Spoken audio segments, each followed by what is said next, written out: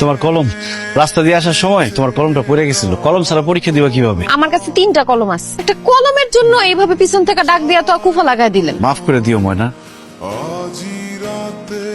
আচ্ছা শিমুল ভাই, আপনারা সব সময় দেখিয়ে যে রাস্তাঘাটে দাঁড়ায় থাকেন, আবার স্কুল কলেজের সামনে দাঁড়ায় থাকেন, আপনি কি কাজ কাম কিছু করেন না? আর কাজ কাম করে খাওয়া মুখারে, ঘরে তো আর বউ নাই। মনের মতো একজনকে বিয়ে করে ঘরে তুইলা তারপরে কাজ কাম করুন। কাজ কাম না করলে ভালো কোনো মেয়ে আপনারা বিয়ে করবো? বেকার ছেলেরে কোনো ভালো মেয়ে বিয়ে করতে চায় না। কি ব্যাপার মা, তুমি কষ্ট করে বাতাস করতেছো কেন? ফ্যান নষ্ট। ময়না ফ্যানের জন্য ইলেকট্রিক মিস্ত্রি নিয়ে আসছি। এই যে এই ফ্যানটা। কি ব্যাপার শিমুল ভাই, আপনি কি ইলেকট্রিক কাজ করেন নাকি? না, তবে আজকে থেকে শুরু করছি। আজকে থেকে শুরু করছেন মানে? মানে তুমি না বলছো কাজ করতে, তাই ভাবলাম ইলেকট্রিক কাজ শুরু করি। দোয়া করো যাতে আমি অনেক বড় একটা ইলেকট্রিক মিস্ত্রি হইতে পারি আর আমার মনের মানুষকে বিয়ে করতে পারি। ফ্যানটা ঠিক করেন।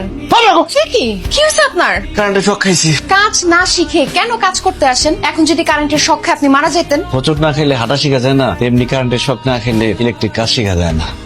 কি ব্যাপার শিমুল ভাই, ফুল হাতে নিয়ে কার জন্য দাঁড়ায় আছেন? ও বুঝছি, প্রেমিকার জন্য না? আপনারও তাহলে প্রেমিকা আছে, যাই না ভালো লাগলো। তলে তলে এত দূর। কি যে কম হয় না, এই ফুল তো তোমার দেওয়ার লিগে আনছি। আরে সুস্থ ফুল দে কে?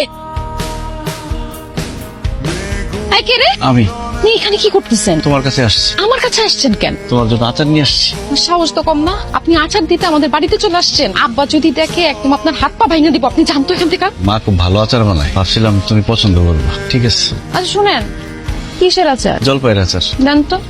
তুই আচার পাইলি ভাই? তুমি বানাইছিলে না আচার? ওইটাই তো খাইতেছিলাম আর পড়তেছিলাম। আরে আমি তো অনেক দিন হলো আচার টাচার বানাই না। বানাইছিলা, তুমি মনে হয় ভুলে গেছো। আমার পড়তে দাও তো, জরুরি পড়া পড়তেছি, পরীক্ষা। আচ্ছা ঠিক আছে, তুই পড়। তুই যদি কইতে না পারস তাহলে কইলাম আমরা ময়নারে কই দিমু যে তুই ময়নারে ভালোবাসস। তাও কই দেবো না, আজকে আমি নিজেই ময়নারে আমার মনের কথা কয়ে দেব। তমাল, ময়না কার সাথে গেল ভাইকে? যেভাবে হাসতে হাসতে কথা কইতে কইতে গেল, আমি নিশ্চিত ওই পোলা ময়নার প্রেমিক। কিরে, কারে খুঁজোস? বুঝোস না, শিমুল ভাইরে খুঁজতেছে। আরে ধুর, কারে খুঁজি না, চল। আপনি তো একদম অমাবস্যার চাঁদ হয়ে গেছেন, আপনার কোথাও দেখাই যায় না। কি ব্যাপার, আজকাল কি নিয়ে এত ব্যস্ত? কি নিয়ে ব্যস্ত সেটা তুমি জেনে কি করবো? আগে তো দেখতাম কলেজের সামনে ব্রিজের ওইখানে দাঁড়ায় থাকতেন, এখন তো আর দেখি না। যার জন্য দাঁড়ায় থাকতাম সে আরেকজনের সাথে বাইকে ঘুরে। ও আচ্ছা, ওই কথা। আরে ওইটা অন্য কেউ না, আমার ফুফাতো ভাই। অনেকদিন পর বিদেশ থেকে বাড়িতে আসছে, বাইক নিয়ে আমার কলেজের সামনে গেছে। তো আমার কইলো চল তোরে বাড়িতে নামাই দিয়াই। আমি বললাম চলেন। ও, তার মানে উনি তোমার ফুফাতো ভাই ছিল?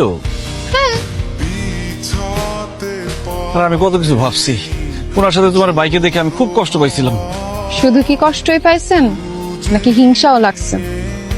হিংসা লাগবো না? ওরা অনেক হিংসা লাগছে। কেন? আমি অন্য একটা ছেলের সাথে বাইকে ঘুরলে আপনার হিংসা লাগবো কেন? আমি আপনার কে? তুমি আমার কে সেটা জানি না, কিন্তু সারাক্ষণ তোমার দেখতে মন চায়। তোমার না দেখলে আমার একটু ভালো লাগে না। আমি খাইতে যাই, ঘুমাইতে যাই, যাই করি না কেন, তোমার সুন্দর চেহারাটা আমার চোখের সামনে ভাইসা ওঠে। হয় না তোমার লিগে আমার এমন লাগে কেন কওতে? আমি কেমনে কমো? এত কিছু যেহেতু বলতে পারছেন, বাকিটা আপনি বইলা দেন।